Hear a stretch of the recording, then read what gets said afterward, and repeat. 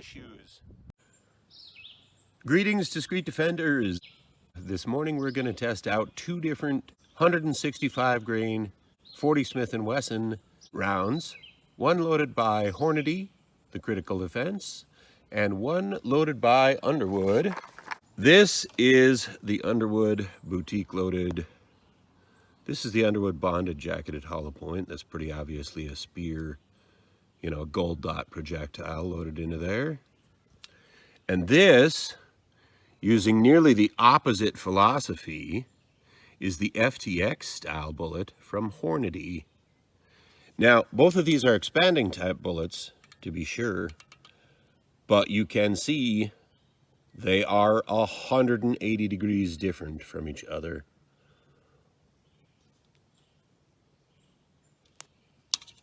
I have no doubt they will both expand perfectly well. I'm not going to test them in gargantuan 40 caliber gel blocks. I'm going to test them in water jugs. But first, the chronograph test. And first up among the chronograph test is going to be not the Critical Defense, but the Underwood. See if we can get a clean string going on there. Gonna shoot about 5 feet away.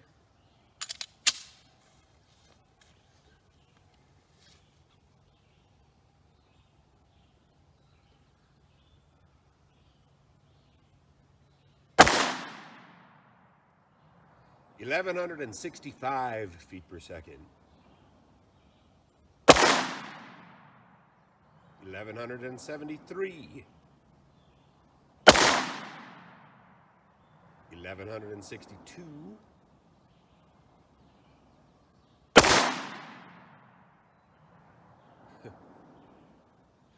267.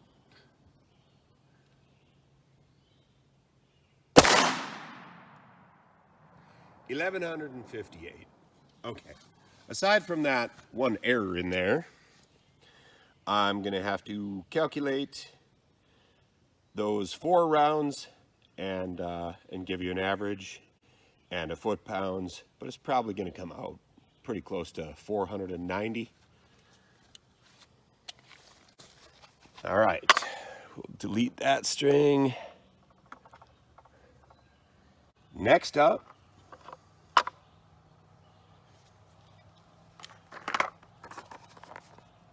the 165 grain Critical Defense.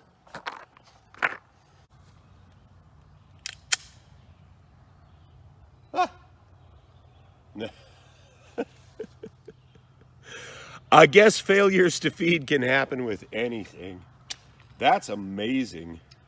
This Springfield does not experience many failures of any kind.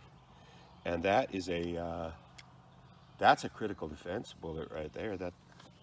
That conical shaped round, that shouldn't be failing.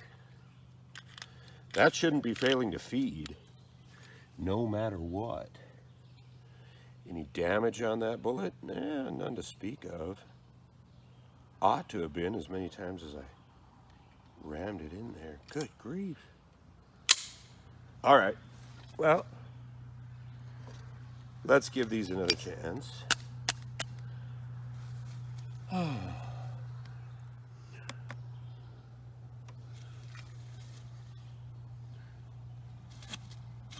Again, about 5 feet away.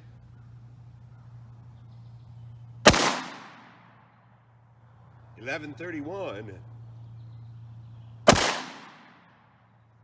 1115.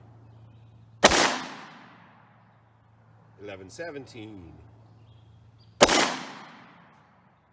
1111.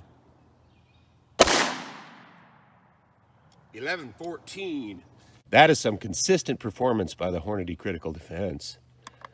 Let's review that string quick. We got a high of 1131, a low of 1111, and an average of 1117 feet per second. So real good performance by the 165 grain Critical Defense. Very consistent. Did have one failure to feed, however.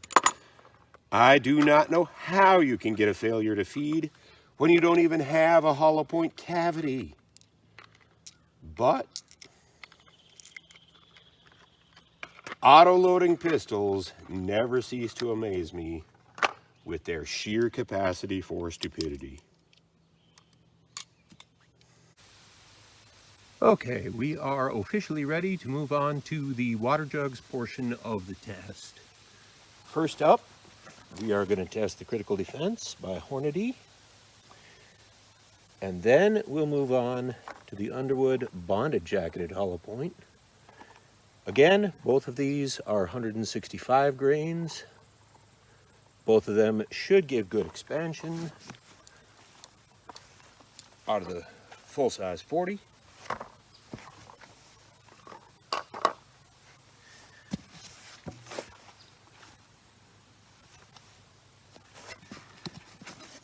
And we have two heavy kitty litter jars. They're about 7 inches wide and made out of a bit heavier plastic. Then we've got a milk jug, emptied out, refilled with water.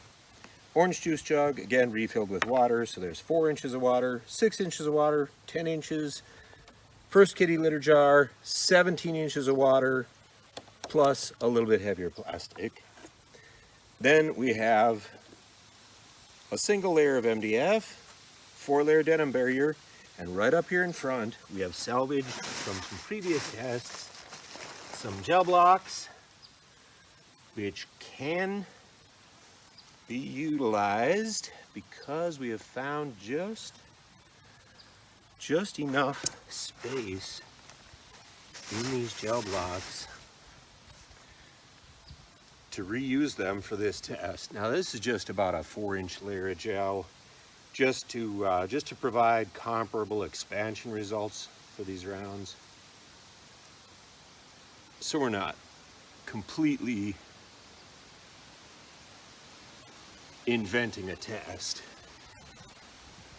But the penetration obviously will have to be extrapolated basically based on the water jugs.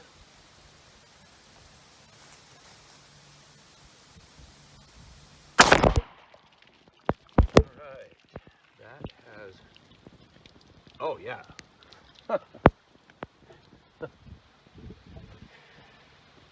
Instant test results on the expansion. There was definitely expansion from that Critical Defense. Punched through all 4 layers of denim just fine. Orange juice jug is destroyed. First jug of water, first milk jug is destroyed. Kitty litter jar has a hole out both ends. This hole, however, has stopped, has not damaged the second kitty litter jar, but that is easily the equivalent of, I would say, 18 inches of water.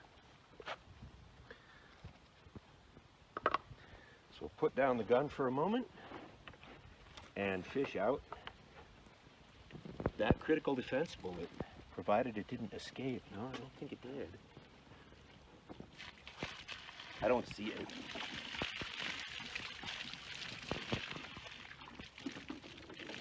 Oh, I hear it. Yep, it's in there. Wow, man. That Critical Defense. That is a gorgeous looking, fully expanded bullet. We'll have to compare that with the Underwood Gold Dot in a minute when we get those results.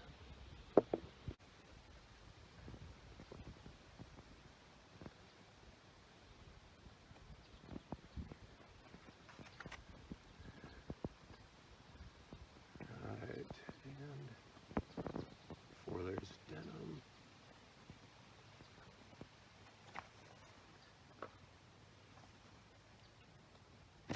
Here goes the Underwood Gold Dot.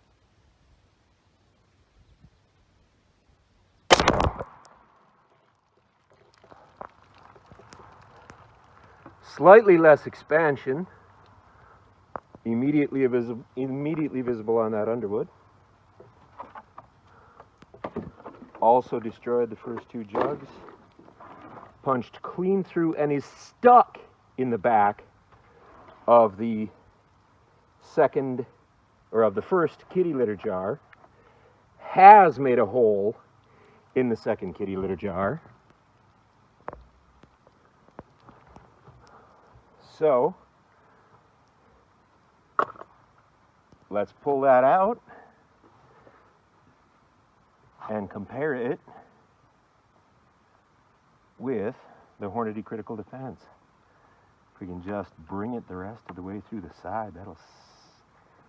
Now, no, it won't go. It won't come that way.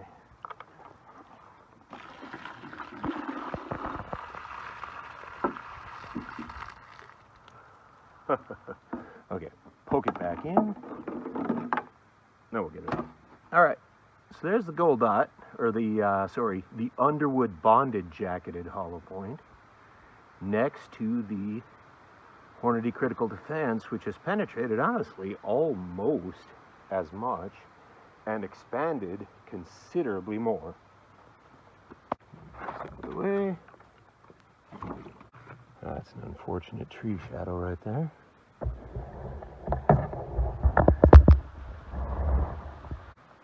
Okay, zero out those calipers. Keeping in mind, this is the Underwood Bonded. This is the Hornady Critical Defense. At its widest point of expansion, looks like that Critical Defense is going to be about 65 caliber.